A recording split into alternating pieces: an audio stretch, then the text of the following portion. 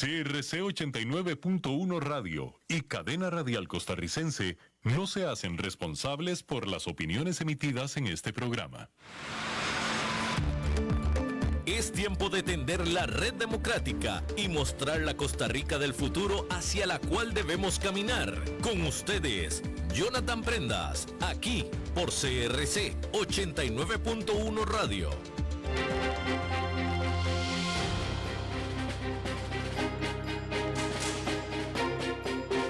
Saludos, ¿qué tal? Muy buenos días tengan todos ustedes. Bienvenidos a un nuevo programa de Red Democrática, como siempre, de 10 a 11 de la mañana, transmitiendo para todo Costa Rica por la 89.1 FM y también por plataformas digitales de manera simultánea, @CRC 89.1 Radio en Facebook y Twitter y @Jonathan Prendas en también las plataformas digitales, para que ustedes puedan transmitir a quien usted guste, compartiéndole el link, este programa, para que todos podamos pues aunar esfuerzos y generar una mejor versión de la Costa Rica en la cual vivimos. Recuerde que al final del programa siempre vamos a estar colocando el archivo en el canal de YouTube de Red Democrática para que puedan pues estudiarlo y volverlo a repetir cada programa, los 311 con el del día de hoy, para que siempre hagamos patria por medio de los consejos y la lectura de nuestros especialistas invitados. El día de hoy,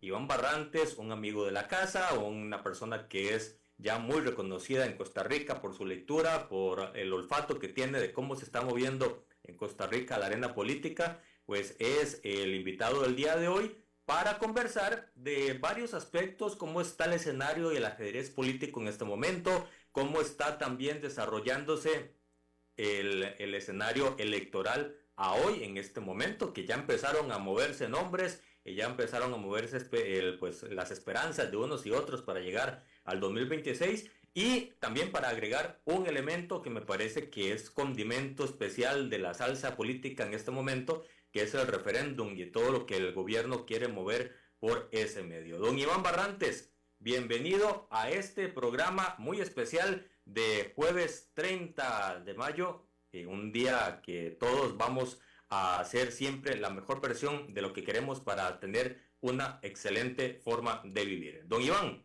bienvenido a Red Democrática. Buenos días, Jonathan, y buenos días a todos los radioescuchas y los que nos ven por diferentes plataformas. Muchas gracias por la invitación. Aquí siempre dispuestos a colaborar, a aportar, y pues como uno anda metido de cabeza en estas cosas, pues a veces maneja un poquitillo más de información que el promedio. Pues, la idea es aquí compartir y pues algunas cosas que hay siempre entre líneas. Que a mí me da risa ayer un tweet que yo generé. Es un periodista. ¿Cuál todos? Un tweet que generé donde hago un análisis más o menos de acuerdo a los resultados de la encuesta Borges Asociados. Sí. Una gráfica donde se ve claramente el cierre de las curvas entre los valores positivos del presidente y los valores negativos, que ya tienden a encontrarse después de 2 años. Entonces me llama un periodista y me dice que si yo tengo el reporte completo del estudio. Le digo, sí, es este. Me dice, es que ahí yo no veo esa información que usted publicó. Y le digo, vea, es que los reportes de investigación no es para leerlos o generar una noticia descriptiva, que es describir lo que viene ahí. Exactamente. No, agarrar y masajear esos números y empezar a crear escenarios, y eso es otro tema, ¿no? Por ejemplo, estoy seguro que usted no se ha percatado que ese 52% de valor positivo hacia el presidente, el duro es un 20%. Y me dice, ¿cómo lo sabe? Bueno, muy fácil. A la pregunta que le dicen, ¿por quién votaría hoy?, que es espontánea, agarra a todos los oficialistas, Natalia, el presidente, Pilar, no sé, hasta Otto podríamos agarrar. Y incluso todo eso, el mismo presidente lo ponen como opción. Porque es una respuesta espontánea a la gente, no es por opciones. Pero cuando usted suma todos los resultados de los que espontáneamente fueron mencionados y que pertenecen al oficialismo, eso da un 20-21%, que está muy en línea con el voto duro que más o menos encontró CIEP en su último estudio, que es 25, y con el 15 y el 20 que nos da nosotros en el nuestro, por medio de cruces de información. Podríamos decir que el chavismo duro es el de la gradería de Sol, el que te ataca en el chat por cualquier cosa que digas, anda fluctuando entre el 15 y 25% hoy. Pero si esa tendencia se mantiene a encontrarse las curvas de negativos y positivos, ese 25-15 va a quedar reducido a un 10-15 para época electoral. La pregunta es si eso es suficiente masa crítica para pasar a segunda vuelta. Hoy sí lo lograría, dentro de un año no lo tengo claro. Hoy sí lo lograría por el movimiento actual, pero también porque enfrente no tiene nada estructurado, entonces le sería más sencillo pasar. No, lo que pasa es que se está dando un fenómeno y cuando uno escucha al presidente y lo ve, uno dice definitivamente él tomó una decisión de fidelizar a su público duro. Por eso no tiene ningún reparo en atacar a la Contralora sin asco, no tiene ningún reparo en sus conferencias de prensa prácticamente en tono ofensivo y en tono despectivo hacia ciertos actores políticos. O sea, lo de ayer, en la forma en que se refería al diputado Ariel Robles, prácticamente dijo que era un marihuano, así, en dos platos. En la forma que se refería a Jason, del cual se refiere como Gayson, haciendo burla y mofa de su inclinación sexual. O sea, eso no son posiciones de un presidente. Pero en el diseño de ese grupo, que básicamente son dos, yo siempre he dicho a la gente que en el negocio del teatro, un excelente actor, si tiene un mal guión, no sale jugando. Así es. Un actor más o menos con un excelente guión, le va bien. Pero cuando se encuentra un excelente guionista y un excelente actor, eso es sinergia. Es un poco lo que pasa acá. La ideóloga, la guionista, la que pone el relato, se llama Pilar Cisneros. El que toma ese guión y tiene una capacidad de actuación bárbara en todo manejo de tiempos, tono de voz, pausas, fuerza, energía, es el presidente. Esa combinación es letal. Es letal y entonces ya el guión está decidido y el guión está definido y es para seguir fidelizando a ese grupo duro que hoy anda entre el 20 y 25%. ¿Por qué? Porque ellos saben que en la dispersión electoral que se está dando, ese volumen es suficiente para pasar a segunda vuelta. Y eso no es un tema que lo opine yo, es un tema que lo dicen los números. Cuando usted agarra los resultados de 1994, la elección que ganó José María Figueres, mejor conocido como Chema, el 92% de los votos lo manejaban dos partidos políticos, llámese La Unidad y Liberación. Y si usted le sumaba el naranjazo, Fuerza Democrática, que fue su mejor año, ese 94, cuando el candidato fue Salguero, me acuerdo, eso se da un 95-96. Pero digamos, dos partidos concentraron el 92% de los votos y la abstención fue de un 20%. Es la participación electoral histórica de este país, 80%. 30 años después, esa abstención es de un 40%, que fue la última elección. ¿Qué quiere decir eso? Menos gente está votando. El pastel, o sea, el padrón electoral de 80 se redujo a 60. Pero antes a ese 80, dos le capturaban el 92%. En esta última elección, ese 60, 6 le capturaron ese 93%. Por eso es que en primera vuelta, en 2018, Fabricio Alvarado pasa ganando la primera vuelta con un 20% de la votación. Por eso Chávez, ahora, esta que pasó, pasa a segunda vuelta con un 17% de la elección. O sea, ya la capacidad de construcción de masa crítica se reduce y entonces con menos logran más. Esta próxima elección que viene pintaría que 8 partidos van a disputar el 95% del volumen. Llámese Liberación, La Unidad, el del presidente, PLP, Progreso Socialdemócrata, Frente Amplio, Unidos Podemos y un partido que se está organizando muy bien y que va a dar mucho que hablar que se llama Costa Rica Primero, que se autodenominan CR1. Y Nueva República, 9, imagínate. Entonces, ¿qué está diciendo? Y la abstención no va a variar. Gran cosa, va a andar siempre entre 35 y 40. Entonces, ¿qué te está diciendo la tendencia? Se mantiene una abstención alta, más partidos por el pastel restante. Cuando eso sucede, en cualquier mercado, la gente me critica porque dice que yo soy un mercantilista, comparo la política con las gaseosas y la leche, digo, pero es que en esencia es el mismo razonamiento de consumo, simplemente aquí estamos hablando de ideas, de proyectos, y del otro lado estamos hablando de artículos, de consumo, pero el razonamiento es el mismo. Cuando un mercado se reduce, fidelizar tu cliente es vital, porque entonces en esa reducción, poder contar con una base dura que es la gran ventaja que tiene un partido como Liberación Nacional, porque Liberación pueden decir lo que quieran, pero sigue teniendo una base dura que anda por ahí de los 350,000 votantes. Así Eso es un escenario de este tipo, eso es suficiente para pasar a segunda vuelta. Entonces, Chávez lo entiende, no sé si con análisis o por intuición, él es más de intuición que de analizar, y sabe que con una fidelización a su cliente duro, a él los números le dan, y si le toca con Liberación para una segunda vuelta, quien sea el candidato, se activan los flashes del antiliberacionismo, y con eso la juega. Así es. Así es. Así es fácil. Así de fácil es. Aquí la pregunta, porque al final, estos son siempre hipótesis de trabajo, aquí la pregunta es si para estos próximos 12 meses ese público fiel y duro se mantiene en un porcentaje suficiente en términos de masa crítica. Porque digamos, creo que el sesgo que están cometiendo es creer que esa línea, que esa imagen, esa popularidad, ese apoyo es lineal, en línea recta, y eso no funciona así.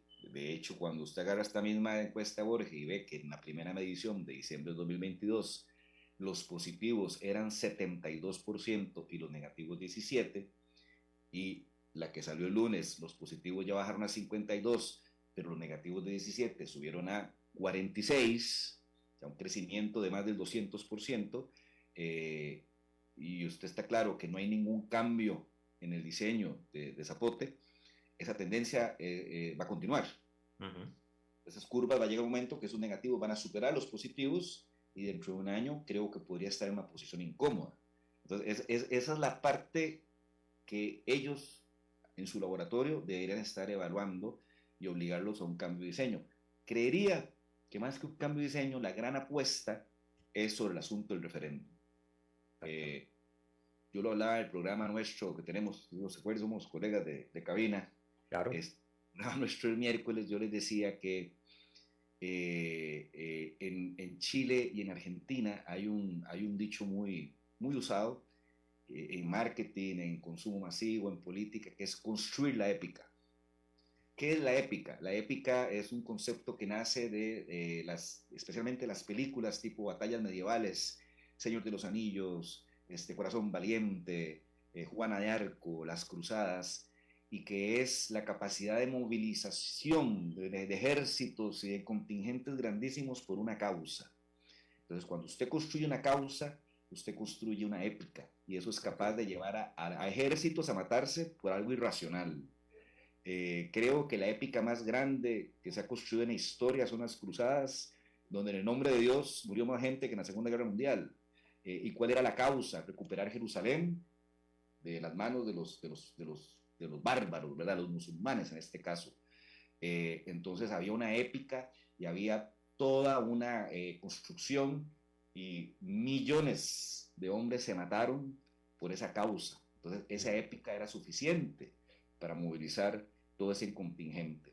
Mi lectura, mi conclusión es que el presidente Chávez, consciente que va perdiendo oxígeno, necesita esa épica, necesita esa construcción para poder darle de nuevo oxígeno y volver a construir este ejército, que es una cosa que hay que ponerle mucho ojo, como con recursos públicos y con el pretexto de un referéndum prácticamente está creando la organización para su plataforma política, porque él es consciente que no tiene partido, ¿verdad? Pero volvemos al tema de la épica, y usted ya ve hablando a los acólitos chavistas del tema del referéndum, no tienen ni idea que es un referéndum, pero el referéndum va porque va, es más, creo que así dice el eslogan, va porque va. Ya usted empieza a ver que entonces ahí lo que hay es una construcción que no tiene nada que ver con lo que quieren ir a votar, con lo que quieren poner. No, aquí es recoger las firmas, organización, 200,000 fulanos, esos son los duros, y ese es el ejército para ir a competir y a construir al proceso electoral. Iván, disculpa que te interrumpa, y esa era una premisa que yo tenía con el tema del referéndum. Al final el referéndum es, si bien es cierto, puede existir algún tema de importancia entre los 7, 8 que están poniendo sobre la mesa, la idea es la construcción de la masa crítica para la parte electoral. El referéndum es simplemente la excusa. Mira, más que la parte electoral, digamos que esa es la finalidad. Es la construcción de la organización. O sea, el chavismo no está organizado. Eso es una realidad. Y los intentos de organización que trataron un poco la elección municipal era el pretexto para... Recuerde cómo y vos estuviste ahí, cómo se formó Nueva República, cuando salen de las enaguas de Avendaño y organizan el partido, técnica y legalmente hablando, en cuanto a la construcción legal que el TRU exige, eso no es sinónimo que tengas una construcción territorial. Totalmente. Y la construcción territorial de Nueva República se logra cuando se participa en las municipales del 2020, que de nuevo, la falta de lectura de la gente cree, les fue mal porque no lograron ningún alcalde. Lo que no entendieron es que ahí quedó capturado los 60,000 votos, que son los que vuelven a alcanzar. Ve que es tan estructural, que es la misma cifra que vuelven a alcanzar ahora en el 24. Esos son los duros. Ese es el contingente fuerte de ese partido, y sobre esa base usted construye, y de esos 60,000 de ese municipal, se pasaron a los casi 400,000 de la votación nacional, y de un partido que era cero, pasa un partido con diputados, con deuda política, aunque se la tengan embargada, pero deuda al fin, etcétera, etcétera, y con proyección, ¿verdad? Empezando de cero. Entonces Chávez está diciendo, yo no tengo partido, yo quiero continuar en el poder, con un candidato que me responda a mí, que yo pueda manejar con un joystick, desde sentado de mi casa en Monterán, con mi puro habano y mi trago de ron, Zacapa, pero no tengo partido. Entonces, ¿cómo empiezo a construir una organización territorial sabiendo que tengo una masa crítica de acólitos, de adeptos, de fanáticos, que lo que necesito es organizarlos? Entonces, esa es la finalidad, pero para poder organizarse necesita construir una causa. Es que esa es la diferencia cuando vos vas a organizarte en una cuestión muy cajonera, a cuando estás metiendo un tema que es la causa de la movilización, donde aquí ya va a haber un montón de gente que realmente se va a creer el cuento de que esto es una forma de gobernar del pueblo. Iván, pero ¿no es un poco arriesgado apostar esa épica a un concepto referéndum que, a ver, por más estructurado que lo tengan en la hoja de ruta, una cosa es en el papel y otra cosa es en la práctica, por los tiempos que tienen? Es que el referéndum no va a suceder. Pero todo el trabajo previo para fusionarlo es lo realmente valioso. Y que no suceda posiblemente le da un pretexto para seguir diciendo de que todos los poderes de facto están en contra de él. La legislativa, el presidente de la Asamblea Legislativa, que es cómico, Chávez es como una mujer despechada, ya no le llama Rodrigo Arias, ahora le llama el diputado Arias Sánchez, ¿verdad? Ya no le debe pleitesía cuando le decía don Rodrigo, no, ahora es el diputado Arias Sánchez. La sala cuarta, la prensa canalla, los economistas de APZ, los analistas de APZ, o sea, él tiene toda una construcción de enemigos que para su gente son los que no le permiten gobernar. Casualmente ayer, teniendo el programa, tengo un primo que es súper chavista y me escribía que ¿por qué? Yo estoy siempre en contra. Yo no estoy en contra, estoy describiendo la situación. Me decía, es que a mi presidente no lo dejan gobernar. Y yo, ¿y por qué no lo dejan gobernar? Porque todos los proyectos en la asamblea se lo paran. ¿Y cuáles son los proyectos? Y me mencionó tres. Me mencionó las leyes de seguridad, los escáneres y Ciudad Gobierno. Yo le digo, Ciudad Gobierno está mal planteado y es esa figura de leasing operativos para brincarse el control político de aprobación de un crédito. Y no está en la asamblea. Exactamente. Escáneres, de la Contralora, que está diciendo Raxas que no puede aliarse con un privado. Y de feria el privado era el que estaba metido en la cuestión de la coca líquida. O sea, para cerrar con broche de oro, ¿verdad? Y con respecto a las leyes, estaban tan mal hechas que tuvieron que rehacerlas para que no fueran inconstitucionales, y ahorita está en la corriente legislativa. Básicamente es extradición, si sos extranjero y estás metido en un rollo, te quitan la nacionalidad, si estás con la nacionalidad tica, el tema de la pena, el tema de la cautelar, y uno que es el que le tienen más miedo, por conversaciones que he tenido yo de gente cercana a todo ese gremio, que es que hoy es muy fácil sacar a un fulano de la cárcel media vez pruebas que tiene dirección cierta y actividad económica. Y una de las leyes, no recuerdo cuál es, mata ese tema. Entonces todos estos carajos que los meten, ojos bellos, el otro, y que un amigo de nosotros en común llega y lo saca con suma facilidad, como sacó a Pecho Rata, que es el más fuerte allá en Limón, que la gente dice, pero ¿cómo los meten y lo sacan? Bueno, porque hay cierta flexibilidad en las leyes con ciertas características, donde entonces un buen abogado, si conoce bien el tema, se guinda, y hay una ley que va a matar ese portillo. No recuerdo ahorita el nombre. Y esa es la que le tienen más terror, porque si te agarran y te meten, Y Ahí queda. eso sumado a la extensión de la prisión como cautelar, mientras dure la investigación, ahí más de un compita puede quedar clavado, pero feo. Entonces, eso está en discusión en la Asamblea Legislativa. Entonces le pregunté, ¿cuáles otras? Y ya no me supo contestar.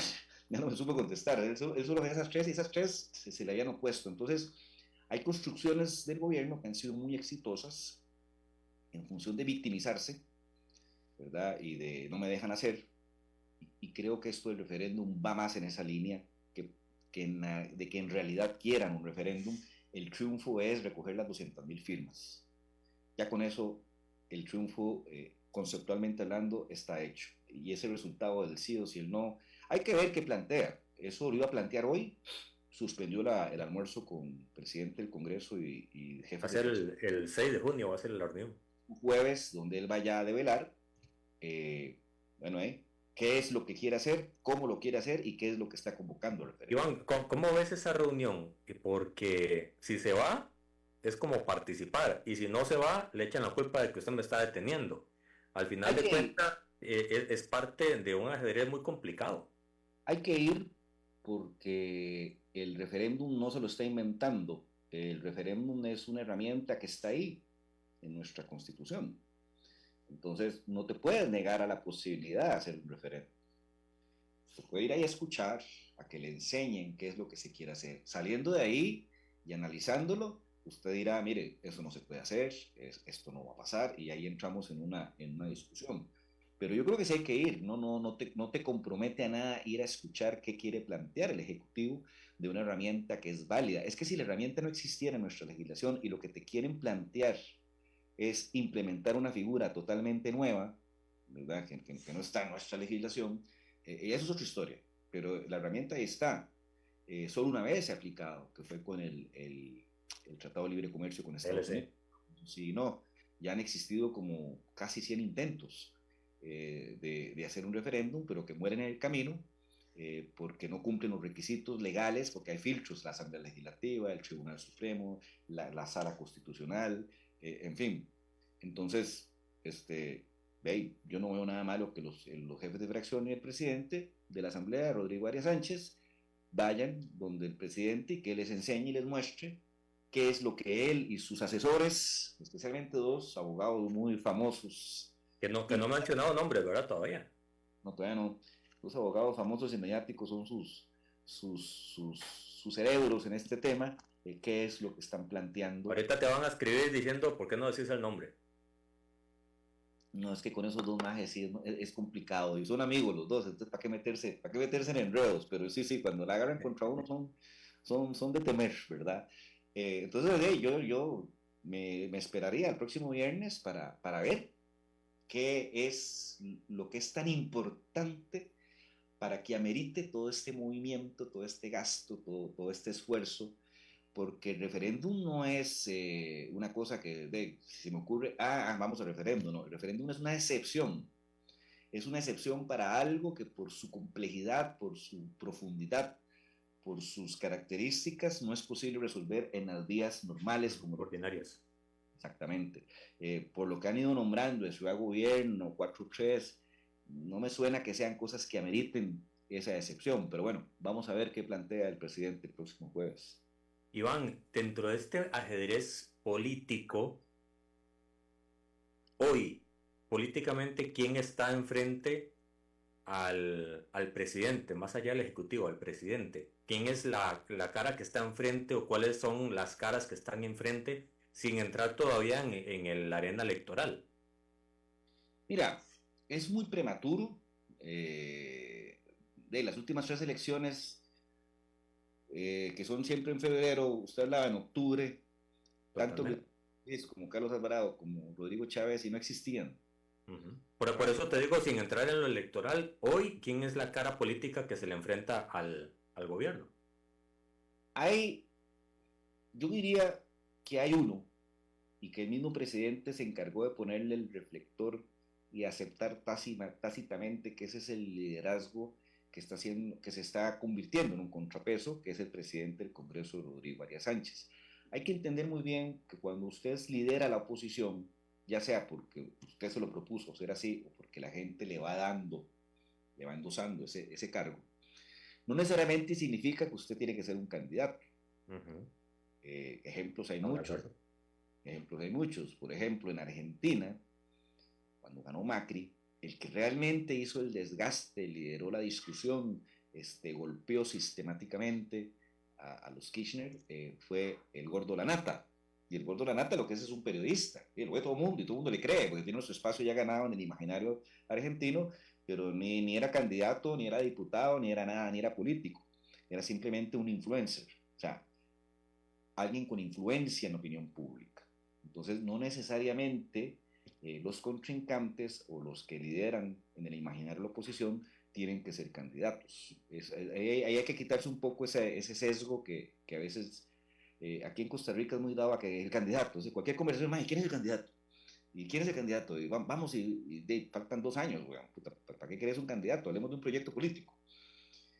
Hoy por hoy el señor Arias representa un liderazgo que es un contrapeso y una contradicción con respecto a lo que tenés en Zapote, y así es como la gente lo está empezando a construir ante y eso quedó muy claro en los discursos del 2 de mayo, o sea, usted ve el performance del presidente, manda a traer no sé cuántos buses para tener 1000 personas allá afuera, pasa entre la multitud, llega en estado orgásmico a dar el discurso hasta que tenía los ojos inyectados, ¿verdad?, de la adrenalina que se traía. Da un discurso que parecía más un discurso de campaña, de candidato a campaña, que de un presidente dando cuentas, y termina con una arenga mandando al carajo a los diputados y que el referéndum va y va. Y termina saliendo la Asamblea Legislativa y diciendo que es una caja de leche ante los fulanos que estaban ahí en éxtasis. Contra eso tenés un discurso de 20 minutos, sobrio, dirigido, muy bien los números macro, pero lo social está totalmente descuidado. Si quiere referéndum, aquí sí le ayuda, si lo hace bien, si no, no cuente con nosotros. O sea, yo le he tendido la mano, he tratado de construir consensos, puentes, usted no ha querido. Ahí usted ve las dos figuras totalmente diferentes, y entonces ya en el imaginario, ese 42% que ve negativamente la forma en que el presidente maneja las cosas, empieza a encontrar un referente. Encontrar un referente, y empieza entonces don Rodrigo Arias a posicionarse en ese sentido. Más allá de eso, lo que ve son fulanos o personajes con ambiciones de candidatura, y yo siempre lo he dicho, y todos sabemos que en la República es Fabricio, en el PLP es Eli, en Unidos Podemos es Natalia, posiblemente ya en febrero renuncie, que es el tiempo límite para poder, como funcionario de gobierno o jerarca más bien, integrarse en una campaña política. Todos sabemos que Zamora le dio la adhesión al PNG no porque le caiga bien Sergio Mena, sino porque va a ser el candidato del PNG. Mi amigo Claudio Alpizar, que dijo que es un honor que lo consideren como candidato en Esperanza. No, qué honor ni qué nada, usted construyó eso para ser el candidato. O sea, ahí tenemos 5 partidos conformados con 5 candidatos definidos. Todos sabemos que Álvaro Ramos anda en campaña, anda buscando dónde. Amador lo ha declarado tácitamente y está intentando montarse en el PUSC. Mi amigo José Aguilar, aunque diga que no, yo sé que ahí está, ¿verdad?, jugando. Gerardo Corrales ya lo dijo, igual está buscando dónde se acomoda. Digamos que esos 4 lo que andan buscando es en qué organización se meten como candidatos, ya sea una tradicional o una nueva. Y tenés a Liberación y el PUS, que tienen su proceso de elección muy definido, es una elección abierta. Aquí en Liberación hay una discusión de si la hacen abierta o la hacen por consenso. Yo les digo que el consenso, en Liberación lo único que tiene consenso es que no hay consenso. Eso está más que claro. Eso no va a funcionar, pero creería que entonces se van a ir al término medio. Ok, no hay consenso, pero tampoco va a haber elección abierta. La vamos a hacer cerrada. Y cerrada es que solo vota la militancia. Entonces reducís ahí una elección de 400.000 a 100.000 aprox. Y entonces ahí sí el peso del liberacionismo duro tiene más fuerza, y ahí entonces las características de los candidatos cambian. La ventaja de la elección abierta en un partido que clama por la renovación es que al ser abierta permite que cualquiera vaya a competir y que tenga posibilidades. Si tiene dinero, inyecta y hace una buena campaña. Si es por consenso, eso lo mata, y si es para la militancia nada más, eso lo limita demasiado. Pero entonces, bueno, ellos van a resolver esa crisis existencial ahora en agosto, que tengan su Asamblea Nacional. y donde va a quedar definido cuál va a ser el método. Eso los puede frenar muchísimo, depende de la decisión que tomen. Yo soy pro elección abierta por tres cosas. De nuevo, vuelvo a mis ejemplos mercantilistas. Cualquier mercado, y el mercado electoral no está exento de eso, cuando usted le inyecta dinero, le inyecta actividad, crece. Y está totalmente medido. Los 3 meses o 4, porque esa elección es en abril, por primer domingo de abril creo, o último, no recuerdo. Entonces ya desde enero se empiezan ya desde octubre, o sea, octubre este año, ya los caballos que van a ir a competir uno los ve, y ya en enero oficialmente la campaña inicia y es donde se empieza a ver la inyección de dinero, de recursos de los participantes. Entonces son 4 meses de inversión, de que el partido está presente en el imaginario, y es totalmente sintomático que en ese periodo la simpatía partidaria de Liberación crece. Crece por una razón muy sencilla. Esto es como ir a la iglesia o ir al estadio. Hay carajos que van todos los domingos y entre semanas sistemáticamente.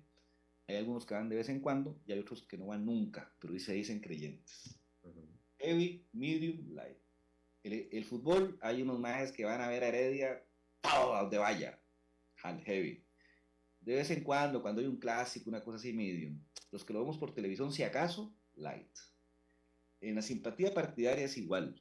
Hay carajos que votan en la municipal, votan en la interna, van a los mitines, heavy. Medium, más o menos, dependiendo de quién es el candidato. Light es el que se declara liberacionista, pero termina votando por quien sea, porque no tiene, ¿verdad? Para que lo cautiva. Exactamente. Pero cuando se generan de nuevo estas épicas, estas causas, que es la elección, donde votan 400 y resto mil de fulanos, o sea, eso es grande. Muchos de esos medium y like en situaciones donde no existe eso, están fríos, entran en el juego. Entonces por eso crece la demanda hacia la marca partido. Entonces, tenés por un lado a un fulano tratando de construir masa crítica con un pretexto de referéndum, y vos más bien como decíamos en Chile, te arratonás. Arratonarse es cuando jugaban fútbol y llegaba en equipo, no, ese equipo le gusta arratonarse, puro Machillo Ramírez, es todo en el marco, ¿verdad? Entonces, el bus. En lugar de salir, te arratonás.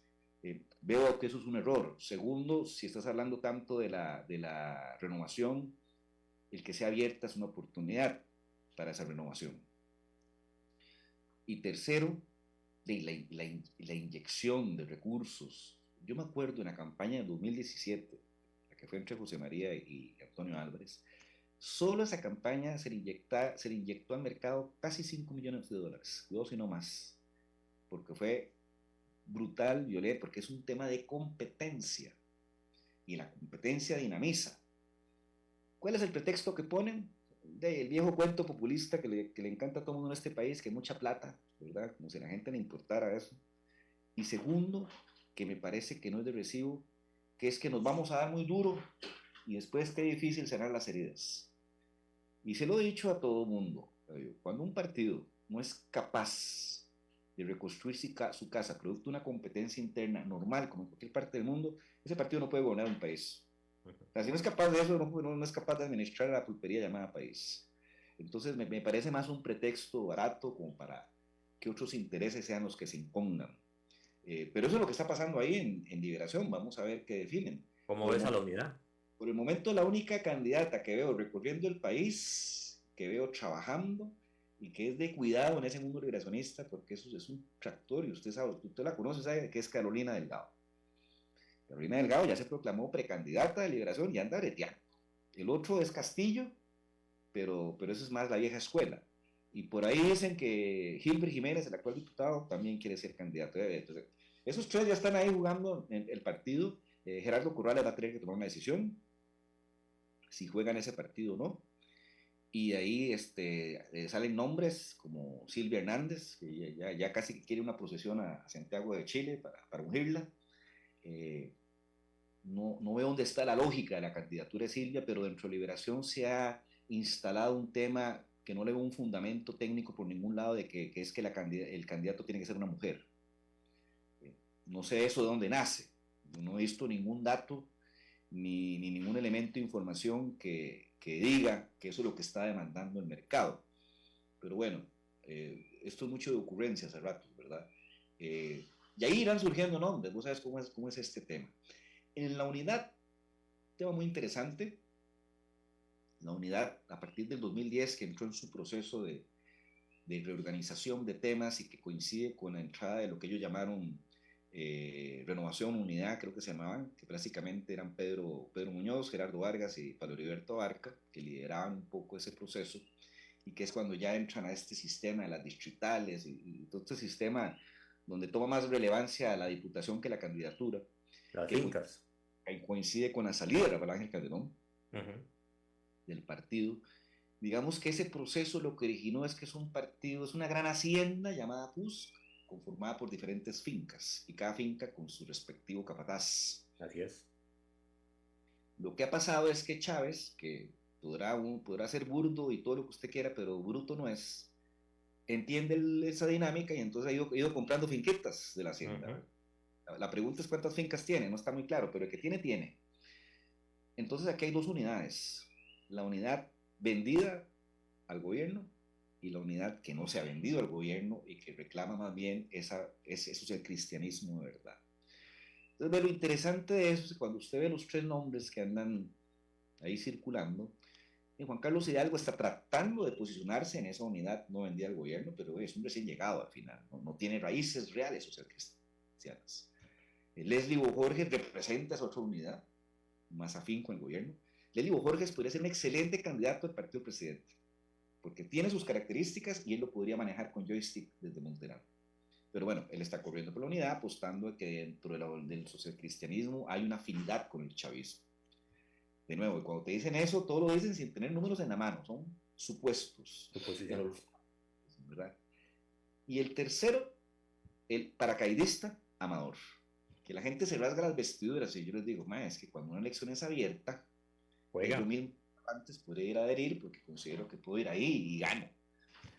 Ahora, ahí hay un tema, necesita 4 años de militancia, pero yo siempre lo digo, yo no creo que Luis Amador se haya levantado un día en Canadá y haya dicho, mira, voy a adherir a la unidad.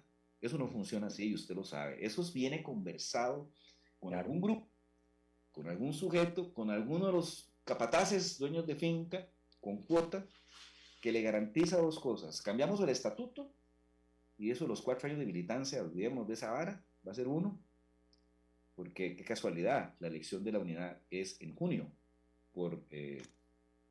está ahí escrito, y la adhesión fuera en mayo, al límite, para bajar de 4 a 1. Eso se va a dar.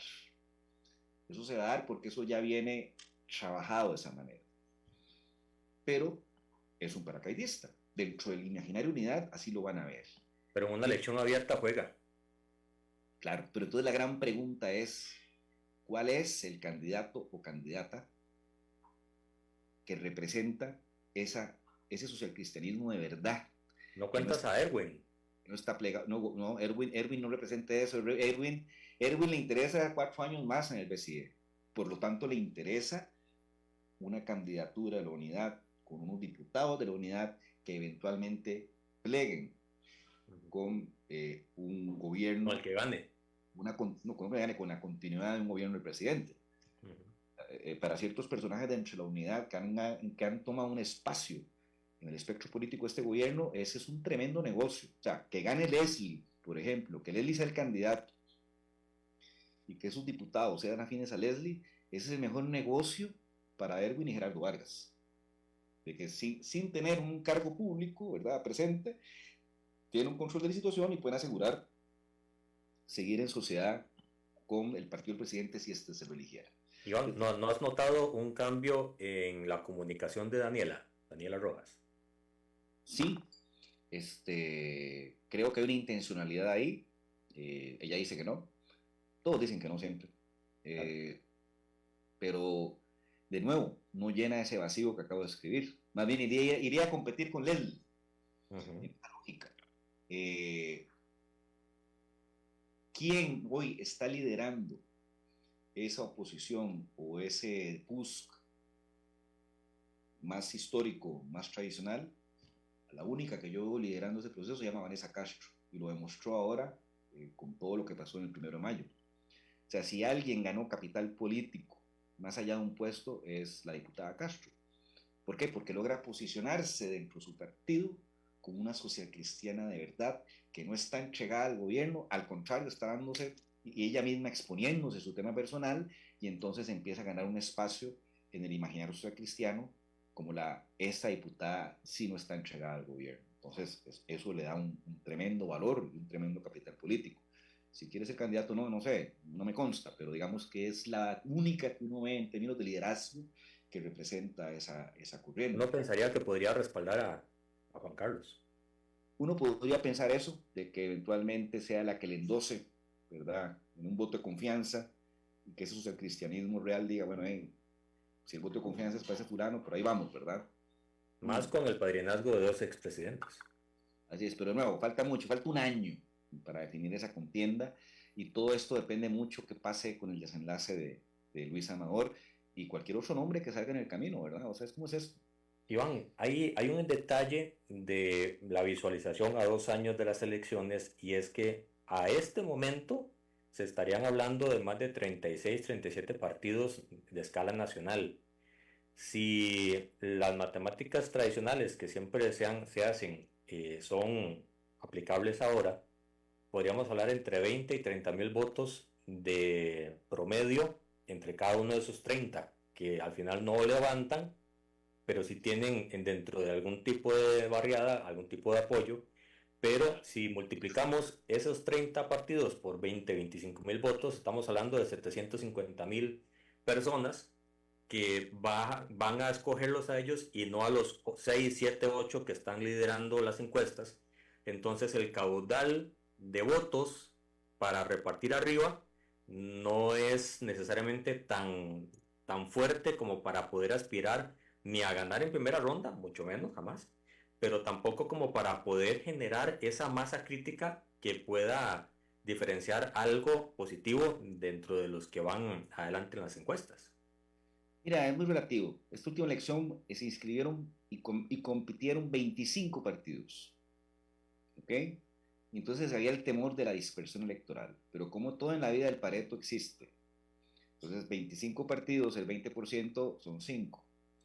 Al final fueron 6. 6 partidos concentraron el 92% del volumen. O sea, los otros 8 puntos se repartieron entre 19. Por eso hay partidos que lograron 0.2% de la votación. Un movimiento libertario que no llegó ni a los 2.000 votos, ¿verdad? Un PAC que más sacó más votos Gravy Moya con Fuerza Nacional. Entonces, que haya muchos partidos no es sinónimo que la dispersión se dé en automático. Ojo con eso. Pueden competir 30 si quieren. Si compiten 30, más o menos se va a cumplir la ecuación que estamos diciendo de que 8 partidos concentrarán entre el 90 y 95% del volumen, y el restillo se lo reparten entre esos 20 y resto que quedarían fuera de esa ecuación. Entonces, de nuevo, las cosas no son lineales, no son proporcionales, la trampa de los promedios. Responde más a lógicas de 80-20. Recuerden, el 20% de los eventos genera el 80% del volumen. Eso aplica en cualquier cosa. Es como la Asamblea Legislativa. De los 57 diputados, usted sabe que son entre 10 y 15 que mueven la pelota. El resto, hay un término medio que se acomoda y hay una parte que hay relleno. A mí me preguntaban un día, hoy en la mañana, una conversación que tuve, ¿qué opinaba de lo de Jason, que haya tirado el número de Pilar Cisneros en vivo y a color? Y le decía, no le veo ninguna lógica, pero algo sí logró. Me dicen que nadie lo conocía. Hoy todo el mundo sabe quién es. Ese es un ejemplo de un diputado pues, que pasa como muy bajo perfil. Hay otra generación que ni el nombre me acuerdo, creo que es de Heredia. Del oficialismo, el tal Waldo, nunca habla, no existe. O sea, cuando vos fuiste diputado, vos lo sabés, hay fulanos que pasan totalmente, ¿verdad? Sin pena ni gloria. Y no es que sea ni malo ni bueno, simplemente es un tema Son estilos. Características y estilos, ¿verdad? Entonces vos sabés que en una legislación de los 57, entre 10 y 15 son los que mueven la pelota, ¿verdad? Los que realmente generan el movimiento y generan la acción. En cualquier actividad el 80-20 está ahí presente. Entonces, en una elección, si compiten 10 partidos, usted sabe que 2, 3 van a llevarse el 90% del volumen. Si compiten 15, van a ser entre 2 y 4. Es más, cuando usted agarra las elecciones históricamente desde el 94, 90, esa proporción va a ser con esas características. De 2 pasaron a 3 cuando entró el PAC, de ahí de 3 pasaron a 4 cuando el movimiento libertario explosionó, ¿verdad?, en sus volúmenes, y ya para el 2014 con Luis Guillermo fueron 5. Uh-huh. Y ya con Carlos Alvarado fueron 6, ¿verdad?, porque básicamente fueron Restauración, PAC, Liberación, PUSC, el PIN con Juan Diego Castro y el social republicano social cristiano. Entonces ya usted ve la evolución. ¿Y cuántos compitieron? Compitieron, creo que fueron 15, 16 partidos. Entonces, y en este último compitieron 25 y esos 6, 7 vuelven a capturar más del 90% del volumen. Entonces no es proporcional. No existe esa proporción. Iván, ¿a quién ves o cuál partido ves siendo el del presidente? Hoy por hoy no existe el partido del presidente. El único que se podría achacar y tomar esa propiedad se llama Partido Pueblo Soberano, que no pudo competir en la municipal, pero quedó instalado. Aquí Costa Rica Manda ya fue adquirido por otro grupo. Están haciendo todo el trámite. Ahí está metido aquel ex asesor de Pedro Muñoz, Juan Ramón. Altamirano. No sé si Altamirano, Juan Ramón se llama, no me acuerdo el apellido. Juan Ramón. Uh-huh. O sea, hay un grupo ahí muy variado que tomó el control de que Costa Rica Manda y le va a cambiar el nombre. O sea, que ya ese grupo no existe como el partido del presidente, pero ese mismo grupo fueron los que hicieron una reunión ahora este fin de semana pasado para empezar una constituyente de un partido nuevo que se declara Partido Auténtico Rodriguista. No sé si se deberá llamar así, pero así se están denominando. Y en el imaginario de la gente, el partido del presidente sigue siendo el de la bandera azul y verde, Progreso Socialdemócrata, que a mí siempre en mi cabeza digo, ¿quién será el candidato de Progreso Socialdemócrata? Porque va a capitalizar. Luz María Pizar, que es calladita, tranquilita, pero que de tonta no tiene un pelo, súper viva, súper inteligente esa mujer, muy capaz. Tiene claro que si el candidato de Progreso Socialdemócrata es un personaje similar a Chávez en cuanto a su delivery, su entregable, le va a hacer un daño muy grande a lo que sea el candidato del presidente. Y ahí sí quiero ser enfático, y en la entrevista que di a la República lo reforcé.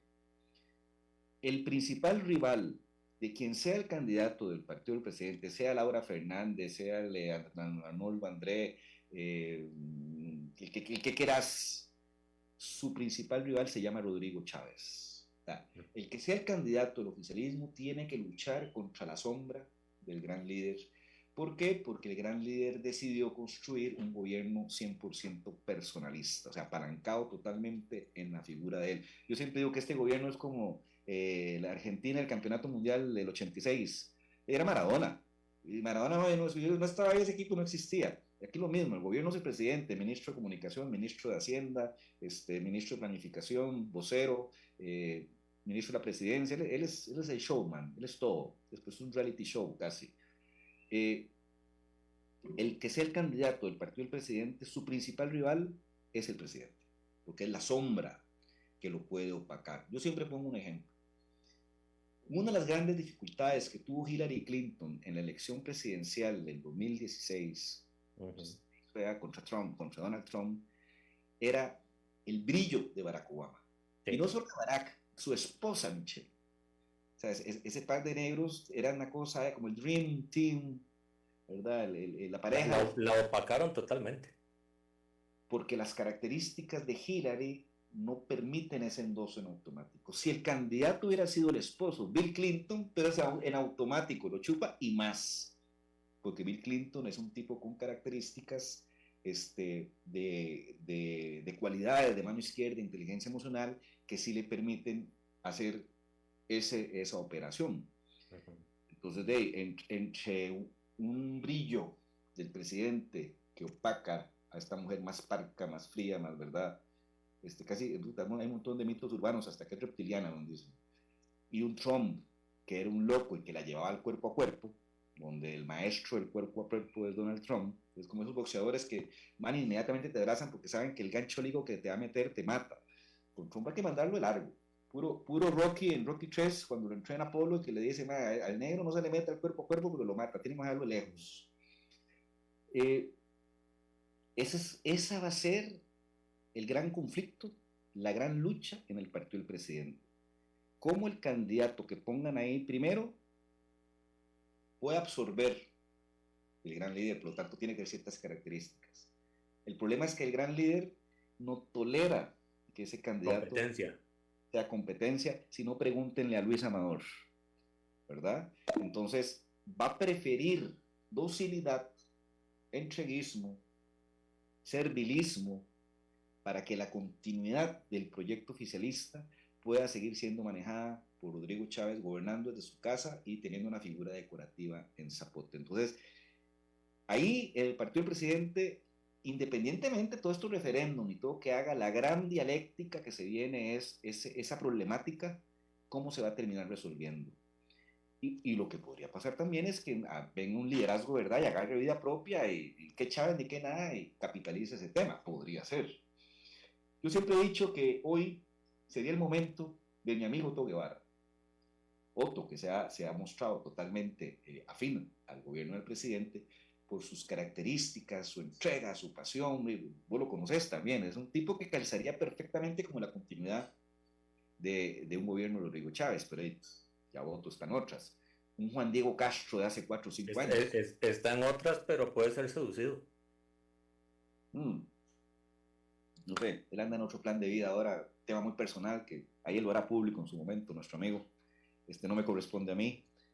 Juan Diego Castro, si hoy Juan Diego aparece, como lo hizo en el 2018, que llegó un momento en que estaba liderando y fue la Nación que se lo trajo abajo cuando le dedicó las 6 páginas enteras, ¿verdad? Incluyendo portada.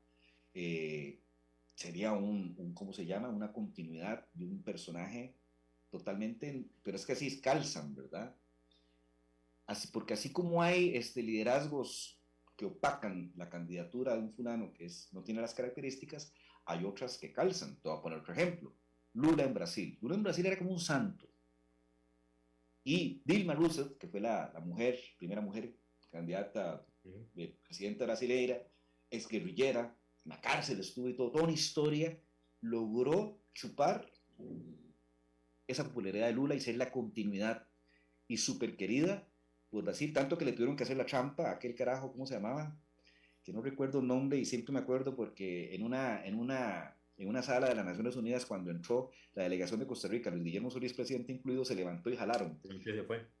Claro, pues consideraban que era un gobierno que lo que había sido era un golpe de Estado solapado, lo que habían dado, lo cual es cierto. Y ese fulano terminó en la cárcel también. No recuerdo el nombre, tiene un nombre medio anglosajón, el apellido por lo menos.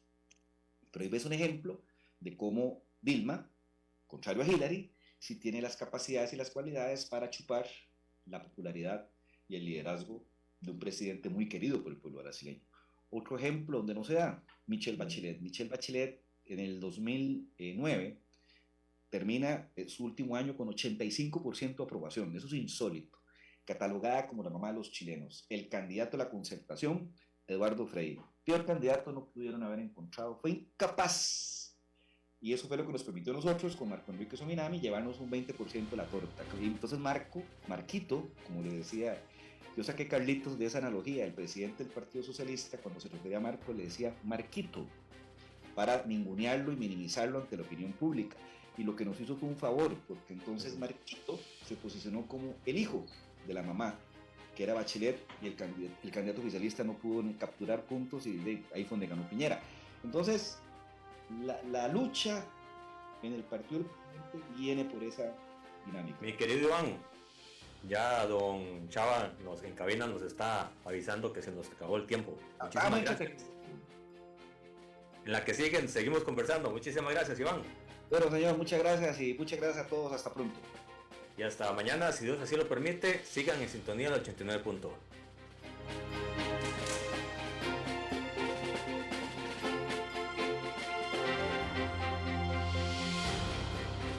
Esto ha sido todo por hoy en Red Democrática. Los esperamos en nuestro próximo programa para seguir descubriendo la Costa Rica del futuro. Solo aquí, por